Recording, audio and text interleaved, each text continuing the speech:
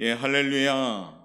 예, 오늘 달력을 보니까 입춘이라고 써 있더라고요. 입춘. 그래서 봄으로 들어가는 날이구나. 날씨는 비록 추울지라도 우리 마음은 좀 봄 기운으로서 어떤 출발할 수 있길 원합니다. 봄은 이제 새싹이 나고 소망의 계절을 하지요. 우리 삶 가운데도 다시금 봄의 그 기운처럼 회복되는 그런 소망이 있길 원합니다. 잠잠했던 신앙생활도 이제 좀 큰 기직에 펴고 다시 일어나 한번 열심으로 결단하며 나갈 수 있길 바랍니다. 어느 통계에 의하면 코로나 이후에 한국교회 변화라는 통계가 있는데요. 조금 그것을 보면서 씁쓸했습니다. 코로나 이후에 한국교회가 어떻게 바뀌느냐 통계적으로 보니까 주일에 그냥 온라인으로 드려도 괜찮다 하는 통계가 높아졌습니다. 또한 반면에 너무나도 예배에 사모함이 있어서 주일을 또한 절실히 사모하는 그런 통계도 있습니다. 그래서 이 모양 저 모양으로 우리가 좀 신앙생활이 많이 바뀌고 있지 않는가 돌아보면서 조금 우리의 삶 가운데 우리 신앙생활이 좀 신앙의 기초를 세워가면서 회복될 수 있기를 바랍니다. 코로나19 환경이 처음에 육신의 전염병으로 우리에게 다가왔지요. 육신적으로 연약함으로 다가오는데 육신의 연약함과 함께 영적으로도 야금야금 먹어가는 느낌도 좀 받습니다. 그러니까 이때 어떻게 해야 됩니까? 기도하면서 강건하게 지켜달라고 기도하셔야 됩니다. 사도 바울은 내 은혜가 내게 족하다. 육체의 가시, 연약한 육신이 있었지만은 그 육신을 이길 수 있었던 까닭은 영적으로 건강했기 때문입니다. 우리 사랑하는 성도님들, 또한 함께 지금 동시간대 함께 삶의 현장에서 예배드리는 성도님들, 이와 같은 우리가 제목을 가지고 꼭 기도하면서 우리 봄 기운과 함께 다시 살아날 수 있는 우리의 그런 믿음이 있길 원합니다. 물론 환경 따라서 어려움도 있지만은 환경이 있음에도 불구하고 혹시 우리가 그렇지 못하는 그런 마음이 있다면 다시 빨간불을 켜면서 기도할 때입니다. 그래서 더욱더 건강한 모습으로 회복되길 원합니다. 수요일 강단을 통해서 건강한 마음, 주님 주시는 세 계명인 사랑, 이 사랑에 대하여 나눔으로써 우리가 따뜻한 나눔과 건강한 영성으로 좀 세워지기를 바랍니다. 우리 그런 의미에서 옆에 분한테 이렇게 좀 활기차게 인사합시다. 사랑합니다. 축복합니다. 예, 좀 축복하고 사랑하셔야 돼요. 더욱더 그러셔야 됩니다. 오늘은 특별히 제목을 사랑의 성숙함이라는 제목으로 함께 나누면서 성숙한 사랑을 좀 소유할 수 있는 성도들 되길 원합니다. 성숙한 사랑은 뭐냐면 넓고 깊은 사랑을 얘기합니다. 그래서 이와 같은 사랑으로 준비되어질 때 교회 역시도 건강하게 또한 세움 받을 수 있으리라 믿습니다. 사랑은 우리를 성숙하게 만듭니다. 우리가 주님의 몸된 교회를 섬기면서 아무리 은사가 많고 재능이 많고 직분이 귀하다 할지라도 거기에 사랑이 없으면 누누이 우리가 나누었던 말씀처럼 아무것도 아닙니다입니다. 아무리 은사가 많고 직분이 귀하고 또한 재능이 많을지라도 사랑으로 그 일을 하지 아니하면 하나님 보시기에는 어린아이 수준에 불과하다라는 얘기입니다. 무슨 일을 하든지 사랑으로 할 때 우리는 비로소 하나님 보시기에 참 성숙하고 장성한 모습으로 보이는 겁니다.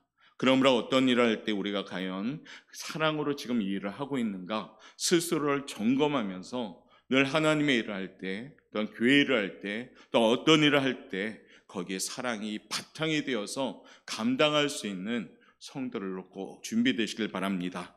일본의 유명한 주부 작가 한 명을 소개하지요. 미우라 아야코라는 분 들어봤을 겁니다. 그 유명한 소설 빙점의 소설을 지은 여인이지요. 이 여인도 주부였습니다. 그러다 보니까 평범한 주부에 지나지 않았는데 남편이 벌어다 주는 수입에서 의존하다 살다 보니까 생활이 늘 쪼달렸습니다. 그래서 궁여지책으로 자기 집 앞에 작은 가게를 차리게 됩니다. 그는 처음엔 돈 버는 목적으로 차린 것이 아닙니다. 그냥 기독교인으로서 자기 가게를 찾아오는 사람들에게 예수님의 사랑을 전하려고 애썼던 장소였습니다. 그리고 자기 가게를 찾는 사람들에게 친절하게 대합니다. 그리고 진실되게 양심적으로 언제나 좋은 물건을 가져다가 최대한 값싸게 팔기 시작합니다. 그러다 보니까 어떻게 소문이 날 것 같습니까? 야, 저 가게는 진실한 가게다. 자연스럽게 가게가 소문이 나기 시작합니다. 가게는 날일 갈수록 번창하기 시작하지요. 그저 한 주에 한 번 도매상에 가서 물건을 떼다 팔았던 규모에서 이제는 아예 트럭째 물건을 실어다가 팔 정도로 가게가 번창해졌습니다. 그러던 어느 날 남편이요, 퇴근하면서 진담반 농담반으로 이렇게 툭 던집니다. 여보, 우리 가게가 이렇게 잘 됐는데 이러다가 우리 주변에 있는 가게들이 전부 문 닫겠습니다. 다 굶어 죽겠습니다. 라고 남편이 가볍게 툭 던졌습니다. 그 소리를 듣고 미우라 아야코라는 그 여인은 충격을 받았죠. 그저 많은 물건을 떼다가 값싸게 소비자들에게 주는 것이 잘하는 일이라고 늘 생각했습니다. 그런데 주변에 있는 영세 가게들을 보니까 전혀 자기가 배려하지 못했던 것을 생각나게 했습니다. 그는 깊이 생각하는 가운데 그날로 가게의 운영 방식을 바꿔버렸습니다. 물건의 수를 제한한 거죠. 그리고 다른 가게에서 파는 물건은 아예 들여놓지 않았습니다. 손님들이 혹 와서 없는 물건을 찾을 때에는 옆에 가게들을 소개해 주면서 함께 같이 커나가는 그런 동네의 그런 가게들이 되었습니다. 그 덕분에 시간적인 여유가 생기게 되었죠. 물론 돈은 적게 들어왔습니다. 그러나 과거에 알지 못했던 기쁨과 평안이 그 마음속에 찾아오기 시작합니다. 그래서 그 여인은 틈틈이 자기가 좋아하는 책들도 읽고 또한 문학적인 재능을 살려서 글을 쓰기 시작하죠. 그 쓰기 시작한 그 작품이 바로 빙점인 겁니다. 사랑하는 성도 여러분, 제가 무슨 말을 하는 겁니까? 사랑은 결코 나만을 생각하지 않는 겁니다. 사랑은 옆에 보고 배려할 줄 아는 것이 사랑입니다. 우리 가게가 잘 됩니다. 좋습니다. 그러나 잘 되었을 때 옆에 가게도 봐야 된다는 겁니다. 더불어서 함께 성장할 때 그건 사랑의 열매입니다. 지난주에 말씀드렸지만 사랑에는 연습이 필요합니다. 사랑에는 절대적인 훈련이 필요합니다. 이웃에 대한 이해와 이웃에 대한 배려와 이웃에 대한 용서는 연습 없이는 될 수가 없습니다. 제가 극동방송을 차에서 잠깐 들었다가 루안다 선교사로 했던 선교사의 얘기를 들었습니다. 루안다 잘 알잖아요, 그렇죠? 엄청난 학살이 일어났던 그 작은 아프리카의 나라에서 동족 학살의 비극이 있던 그 나라였잖아요. 그런데 이제 전쟁이 끝난 후에 그 학살했던 대상자가 학살을 당했던 여인을 찾아와서 용서를 빕니다. 근데 그 여인이 얼마나 치욕스러웠냐면 그 전쟁 당시에 26번이나 윤관을 당하고 또한 칼에 이리저리 베이다가 목숨을 겨우 살아났습니다. 그런데 그 당사자 남자가 와서 용서를 합니다. 처음에는 얼마나 두려웠겠어요. 그렇죠? 혹시 또 죽이려고 하는 거 아닌가? 그 공포에 사로잡혔던 그 시간이 기억나니까 올 그 사람이 와도 두려웠습니다. 그런데 그 남자는 그 여인에 대해서 용서를 계속 구합니다. 그리고 집도 져주고 그 여인을 위해서 이 모양 저 모양을 용서를 구합니다. 그러다 보니까 여인이 점점 마음을 열기 시작하죠. 그러면서 그 선교사님 주도하에 그 두 분이 만나서 식사를 하게 됩니다. 그런데 시간이 지난 후에 만났는데 그 두 분의 모습이 너무나도 밝았습니다. 서로 웃으면서 식사를 하는데 그 모습이 마치 천국과 같이 선교사님이 느껴졌다라는 말씀을 하는 그러한 방송을 들었습니다. 사랑은 훈련이 돼야 되고요. 사랑은 부단히 노력이 필요합니다. 최고의 사랑은 뭘까요? 용서입니다. 루안다 같은 전쟁이 정말 학살 났던 그 피비린 나는 현장에서 자기를 죽이려던 사람이 찾아와서 용서를 빌었을 때 처음엔 두렵고 떨렸지만 그 사람이 계속 용서를 구하면서 부단히 노력하고 애쓰고 헌신하는 모습을 가졌더니 마음을 열고 용서하였더니 그 두 사람은 그 어느 사람보다 훨씬 이 땅에 살아갈 때 행복하고 평안한 그런 교제를 나누면서 살았습니다. 자, 사랑은 이처럼 우리가 열심히 노력해야 됩니다. 유명한 문필가 루이스란 분은 사랑을 이렇게 정의합니다. 인류를 사랑하는 것은 쉽다. 그러나 문제는 내 곁에 있는 이웃을 사랑하는 것이다. 성경의 사도행전 1장 8절도 우리에게 전도하는 영역을 주님이 말씀하시는데요. 멀리부터 얘기하지 않았습니다. 오직 성령이 너희에게 임하시면 너희가 권능을 받고 예루살렘, 온 유다와 사마리아와 땅끝까지 이르러 내 증인이 되리라. 전도도 사랑이잖아요. 내 주변부터 먼저 복음화 시켜 나갈 때 땅끝까지 이르러 갈 수가 있는 겁니다. 인류를 사랑하는 것은 쉽다. 그러나 문제는 내 곁에 있는 이웃을 사랑하는 것이다 라는 이 말에 저는 공감합니다. 어떤 여자 집사님이 집에서 하나님께 간절히 기도했다 합니다. 하나님, 제게 능력 주시길 바랍니다. 주께서 저에게 맡겨주신 사명을 충성스럽게 감당할 수 있게 해주옵소서 소리내면서 기도합니다. 그러자 옆에 잘 놀고 있던 딸아이가 갑자기 그 엄마의 옷 소매를 잡으면서 칭얼대기 시작합니다. 엄마, 인형이 망가졌어요. 인형 좀 고쳐주세요. 그는 모른 체하고 계속 기도합니다. 아이는 더 칭얼대죠. 왜냐하면 자기 얘기를 안 들어주니까요. 엄마, 인형이 망가졌어요. 빨리 고쳐주세요. 이 집사님은 화가 났죠. 기도하다 말고 눈을 번쩍 뜨더니, 얘야, 엄마가 지금 기도하는데 무슨 짓이냐? 그랬더니 그 아이가 어떻습니까? 놀라서 엉엉 웁니다. 그는 눈을 감고 기도한다고 하지만 기도가 제대로 되지 않았습니다. 그때 그에게 성령의 감동이 옵니다. 아, 내가 쉬운 일은 등한시하면서 그저 큰 것만 요구했구나. 작은 일에도 충성하지 못하는 내가 어떻게 큰 일을 충성할 수 있을까? 그래서 그는 하나님 앞에서 자기가 사랑이 부족한 사실을 회개하면서 그 아이를 바라보고 그 아이를 돌봤다는 겁니다. 우리의 생활 가운데도 혹 이런 모습은 없는지요? 오늘 본문의 고린도 교인들은 똑같은 문제를 가지고 있었습니다. 입으로는 사랑하면서 떠드는 교회였습니다. 그러나 함께 그리스도의 몸된 교회를 섬기면서 이 고린도 교회 사람들은 주 안에서 형제된 자매된 그 지체된 사람들을 등한시합니다.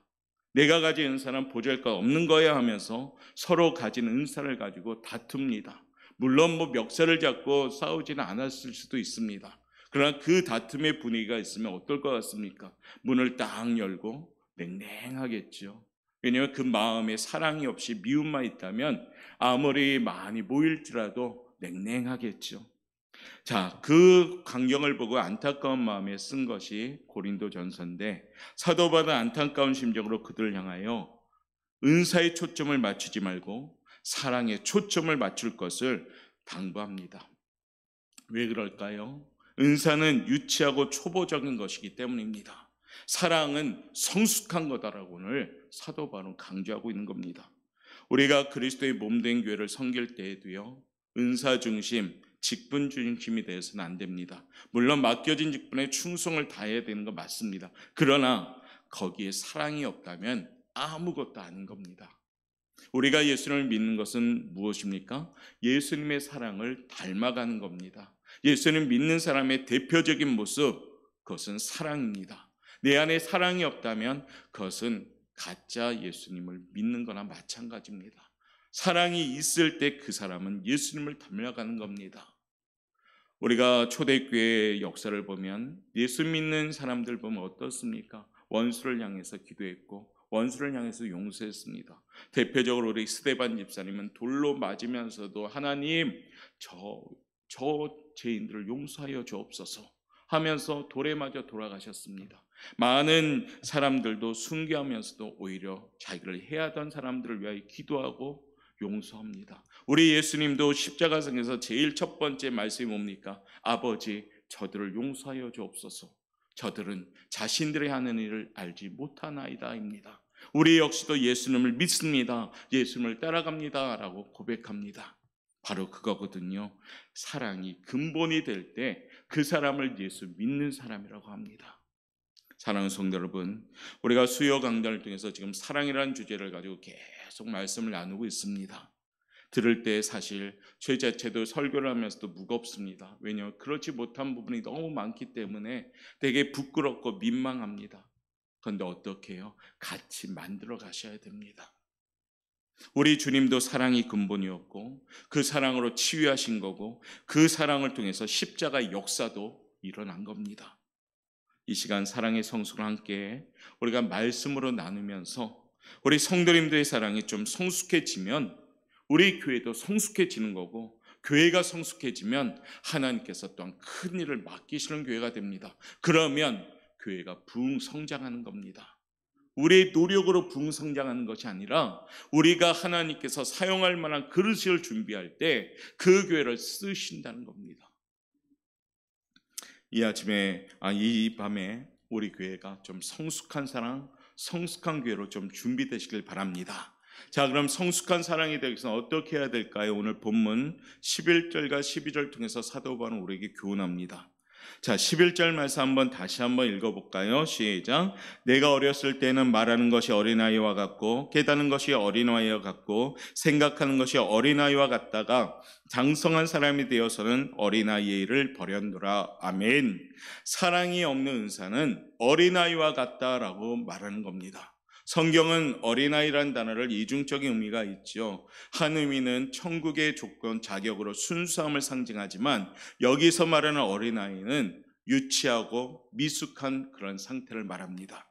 사도 바울은 어린아이를 세 분야로 오늘 말씀합니다. 하나는 뭡니까? 말하는 것, 또 하나는 깨닫는 것, 또 하나는 생각하는 것이라 말하면서 어린아이에게 볼 수 있는 특징을 얘기하는 겁니다. 어린아이의 특징은 뭡니까? 자기 중심적입니다. 무엇이든지 자기 위주입니다. 말하는 것도 그렇고 깨닫는 것도 그렇고 생각하는 것도 다 그렇습니다.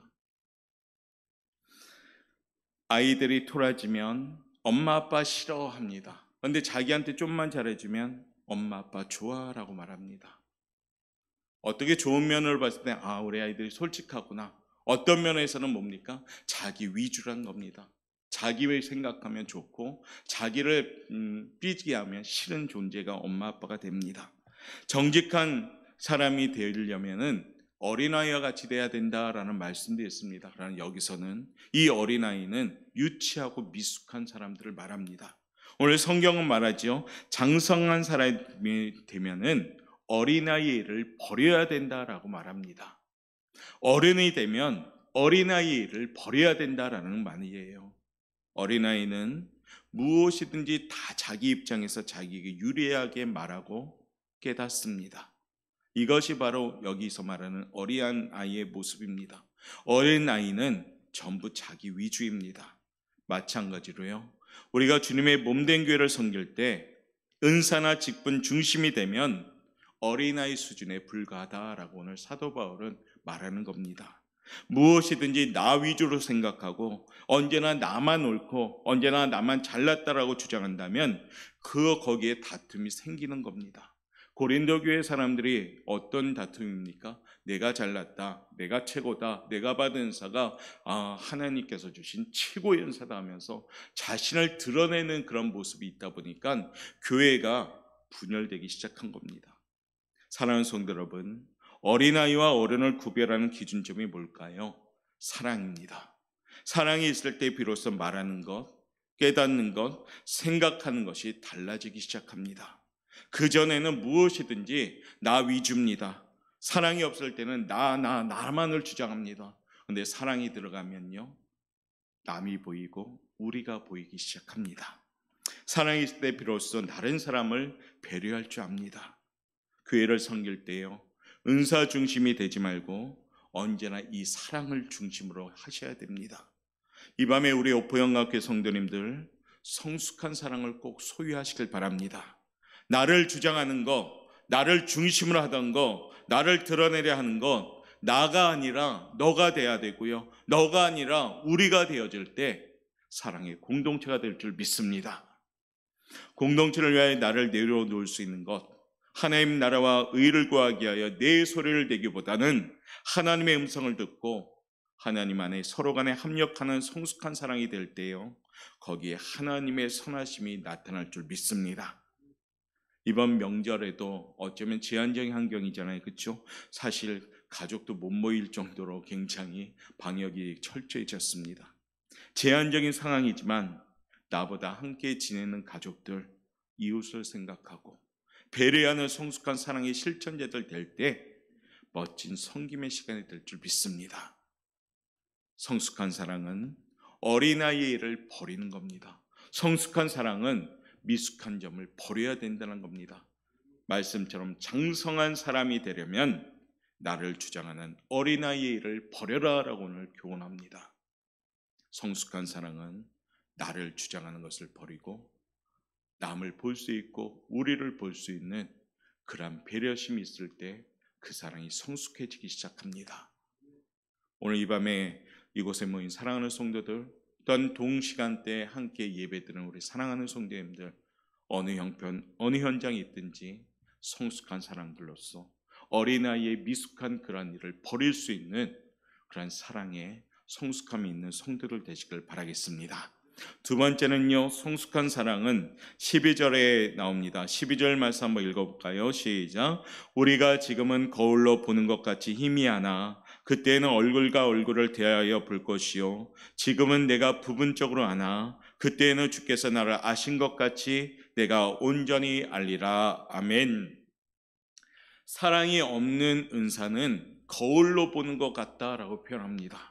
사도 바울이 고린도서를 기록할 당시에 고린도는 거울이 특산물이었습니다. 거울을 많이 생산했다는 얘기예요. 그런데 그 당시에 거울 만드는 법은 요즘과 달랐습니다. 요즘은 유리 뒷면에 수은을 발라서 거울을 만듭니다.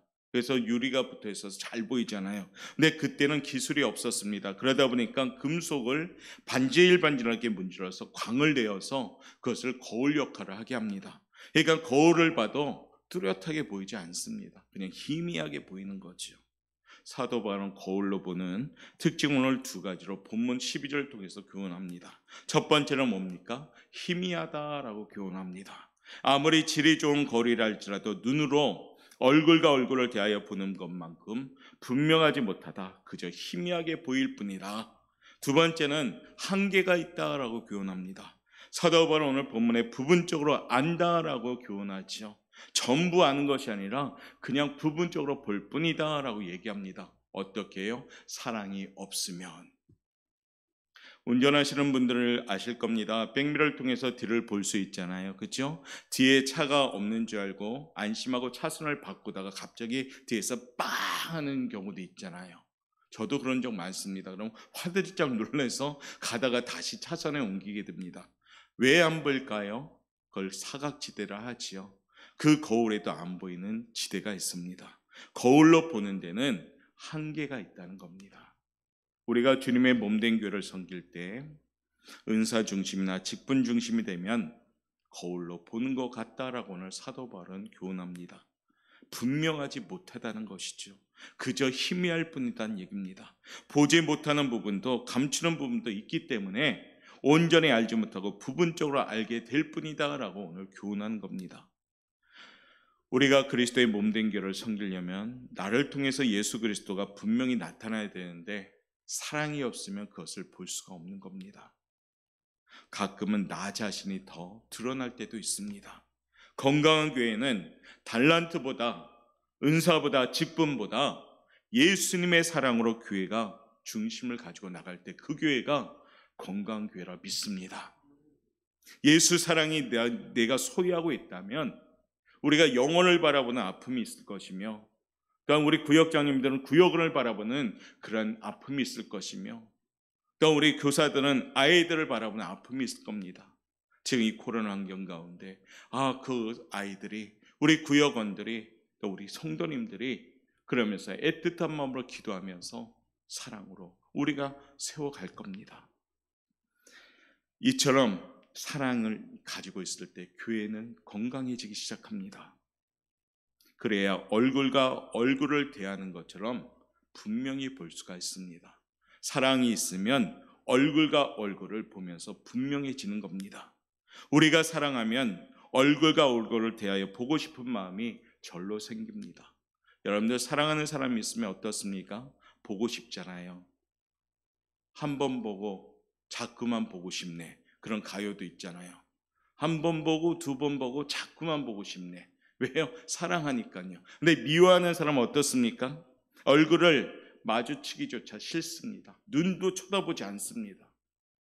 여러분들 그런 대상이 혹 있습니까? 올해는 그 대상들을 용서하십시오. 얼굴을 바라볼 수 있는 사이가 될 때 사랑은 성숙해지기 시작하는 줄 믿습니다. 남편을 바라볼 수 있죠. 자녀를 바라볼 수 있죠. 왜냐하면 사랑하기 때문입니다. 내 눈을 피한다든가 그런 동료들이 있다면 그 동료들과 눈을 맞추시길 바랍니다. 혹 성도들 간에 눈을 피하는 성도도 있다면 눈을 맞추길 바랍니다. 그럴 때 우리 교회가 건강해지기 시작합니다. 덴마크의 수도 코펜하겐에 가면 국립박물관이 있다 합니다. 그곳에 예수님의 초상화가 한 폭이 소장되어 있는데 아주 유명한 그림이라 합니다. 세계적으로 많은 사람들이 와서요, 그 그림을 감상합니다. 그래서 그 그림 앞은 늘 사람들이 붐빕니다. 한 번은 미국의 어떤 화가가 일부러 그 그림을 감상하기 위해서 미국에서 비행기를 타고 왔습니다. 그는 천천히 그 그림을 분석합니다. 그런데 그에게는 기대가 컸지요. 실망이 그러다 보니까 커버렸습니다. 그래서 그는 자기 친구한테 이렇게 말합니다. 여보게, 사실은 내가 이 그림을 보고 실망했다네. 색채감도 그렇고 기법도 뛰어나지 않은 것 같다네. 솔직히 말하면 내가 그림을 그려도 이 정도 그릴 수 있겠네 라고 그 미국 화가는 말하지요. 그랬더니 그 친구, 듣고 있던 친구가 이렇게 말합니다. 아니야, 나는 생각이 틀리다. 예수님의 얼굴을 보면서 어떻게 인간적인 시각을 가지고 비판적으로 따지면서 볼 수가 있겠나?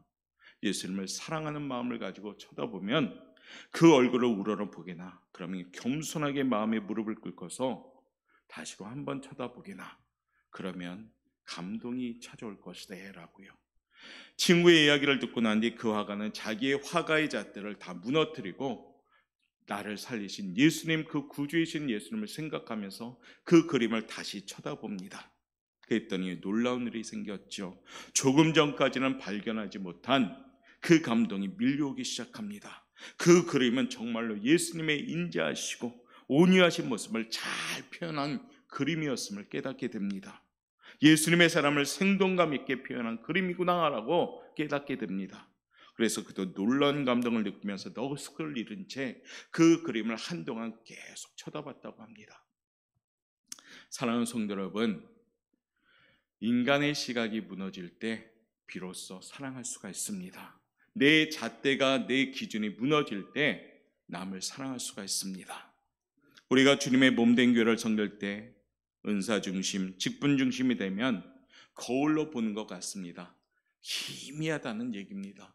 보이긴 보여도 전부 보이지는 않는다는 겁니다. 그러나 예수님의 그 사랑을 담아 사랑으로 우리가 섬길 때 우리는 확실하게 볼 수가 있는 겁니다.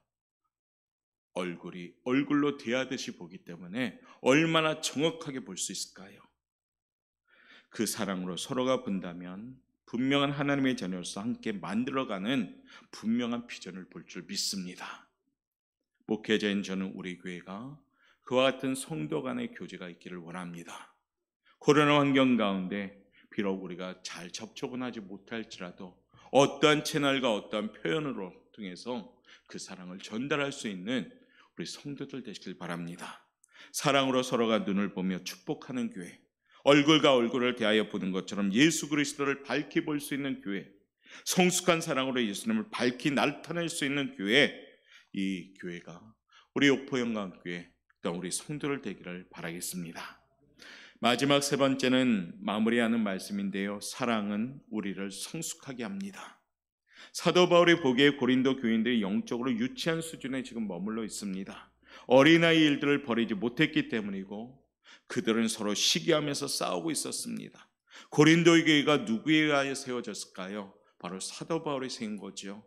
바울은 고린도 교회를 세우고 나서 계속해서 다른 곳으로 가서 선교 사역을 하게 됩니다. 바울이 가고 난 뒤에 아볼로가 고린도 교회에서 사역하게 됩니다. 아볼로는 바울에게서 복음을 받은 사람입니다. 그런데 그 아볼로는 브리스길라와 아굴라 부부에서 또한 복을 접한 사람이기도 하지요. 그런데 워낙 언변이 좋았습니다. 또한 웅변적으로 설교를 아주 잘하다 보니까 고린도 교인들 가운데는 아볼로를 추종하는 세력들이 생기면서 아볼로파가 탄생하기 시작합니다. 그러나 여기에 대해서 어떤 사람은 이렇게 말합니다. 야, 우리 교회를 세우신 분은 사도 바울인데 사도 바울을 어떻게 무시할 수 있느냐? 그분을 쫓아가야 되지 않겠느냐? 그를 배신할 수 있겠느냐 하면서 바울파도 생깁니다. 바울과 아볼로, 그 사람은 예수님의 제자가 아니다. 우리가 정말 따라야 될 분은 사도 베드로다. 예수님의 뒤를 따라다니면서 3년 동안 교육받은 그 제자 베드로를 우리는 쫓아가야 되지 않겠느냐 하면서 베드로파가 생깁니다. 그때 또 한 무리는 말하죠. 어떻게 사람들을 쫓아갈 수 있느냐? 우리는 그리스도를 쫓아야 됩니다.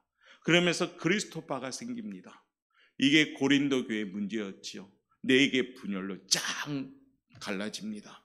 이런저런 파당을 만들어 서로 시기하고 헐뜯으면서 자기들이 잘났다고 계속해서 교회 모이면 당파를 지어서 그런 분열을 일으킵니다. 사도 바울이 보기에 마음도 답답하고 얼마나 유치해 보였을까요? 왜 고린도 교인들에게 문제가 생겼을까요? 그 교회는 은사도 다 받았습니다. 막 방언, 예언, 정말로 교인들마다 은사가 있었습니다. 직분도 없는 것이 아닙니다. 전부 직분도 있었습니다. 그런데 왜 그 교회에 문제가 생겼을까요? 한 가지가 없었습니다. 그것이 뭡니까? 사랑이 없었습니다.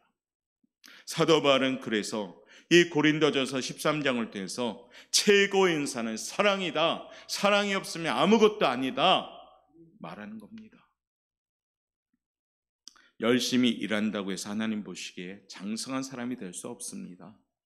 성경 지식을 많이 한다고 해서 그 사람이 영적으로 성숙한 사람도 아닙니다. 사랑으로 섬기고 사랑으로 봉사할 때 하나님 보시기에 장성한 사람인 겁니다. 우리 보영과 교성 여러분들은 하나님 보시기에 장성한 성도들 되시길 바랍니다. 무슨 말씀입니까? 사랑하라는 겁니다.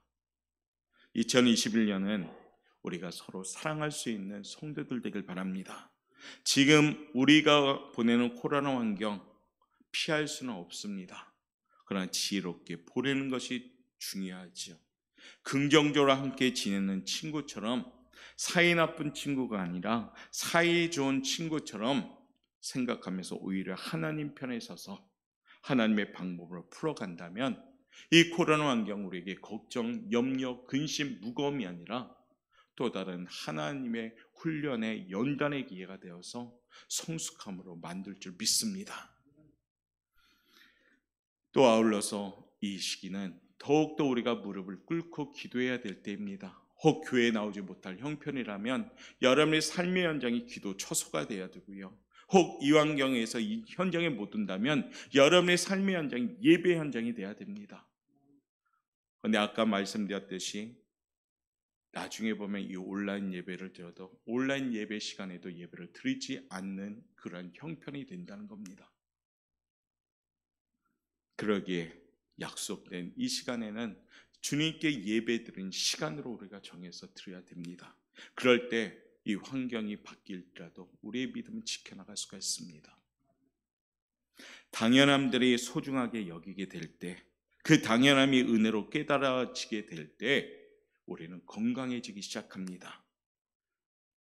교회 안에 얼마나 많은 사람들이 있습니까? 살아온 배경들도 다 틀립니다. 어떻게 내가 생각하는 대로 똑같이 생각하겠습니까? 그러기에 우리 하나님은 합력하여 선을 이루라라고 말씀하신 겁니다. 각양각색의 사람들이 모이기 때문입니다.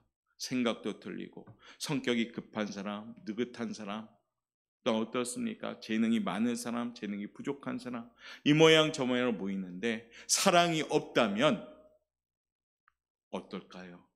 교회가 분열되기 시작할 수밖에 없습니다. 하나님의 교회는 사랑 안에서 커가는 교회가 되어야 됩니다. 그리스도 예수 안에서 함께 지어져 가려면 주님의 보혈의 사랑에 밑바탕이 되어서 그 사랑으로 나아가는 겁니다. 자학과 악한 사탄 마귀는 나의 색깔을 드러나게 합니다. 내 소리를 내게 합니다. 나를 드러내서 칭송받으려는 욕심을 갖게 합니다. 그리고 사람들이 알아주지 않으면 서운하고 그러다 보니까 주저앉게 됩니다. 그런데요, 사랑으로 일하게 되면 모든 것이 다 긍정적이고 모든 것이 수용해 나갈 수가 있는 겁니다. 2021년 한 살 더 먹습니다. 우리는 나이만 한 살 먹는 것이 아니라 사랑도 성숙해질 수 있는 성도들 되시길 바랍니다. 사도 바울이 오늘 고린도 교회 교인들 향하여 말씀드렸던 이 말씀은 어쩌면 저도 여러분들도 다 해당되는 겁니다. 어쩌면 고린도 교회의 그 현상이 지금 현대 교회에서도 일어나고 있는 현상이기 때문입니다. 교회 성도들은 믿음의 한 식구입니다. 가족이 잘못하면 이해하고 용서해야 됩니다. 그리고 품어주고 함께 가야 되는 겁니다.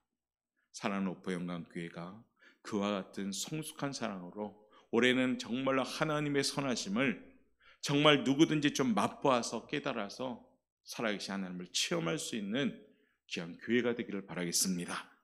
말씀을 마무리하겠습니다. 이 밤 사랑을 소유합시다. 어린아이를 버립시다. 그리고 사랑으로 분명한 섬김을 통해서 세움받고 나를 주장하는 사랑이 아니라 상대방을 높여드리고 배려할 수 있는 성숙한 사랑, 그래서 함께 그리스도 예수 안에서 함께 세움받는 건강한 오포영광교회가 되기를 바라겠습니다. 그 주인공, 그 일은 누가 합니까? 목회자인 저만 하는 게 아니라 여러분 한 분 한 분이 그와 같이 성숙한 사랑이 되어질 때 우리 교회는 그야말로 하나님이 사용하는 교회, 하나님께서 역사하는 교회, 하나님께서 빛을 발하는 교회, 그런 여러분들 성도들 한 분 한 분은 하나님의 선하심을 맛볼 수 있는 성도로 축복받을 줄 믿습니다. 이 밤에 그와 같은 성숙한 사랑 소유하여서 정말로 날마다 기쁨 드리며 서로 간에 세워가는 그러한 성도 간의 교제가 왕성한 우리 성도들 되시기를 주님의 이름으로 축원합니다. 기도하겠습니다.